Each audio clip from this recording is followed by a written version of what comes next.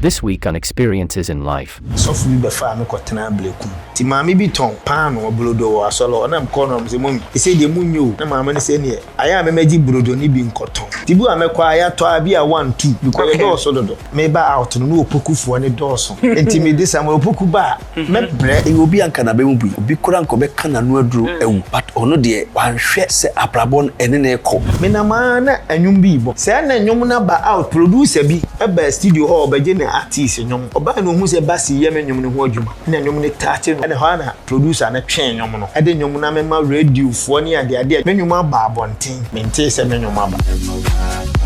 Experiences in life. Mama ne hu nti. Many ada. Nayas one programs sonko a odiaba eye Angel TV. Showing this and every Sundays at 7 p.m. and repeat on Thursdays at 3 p.m. This program is proudly sponsored by Trinity of Art.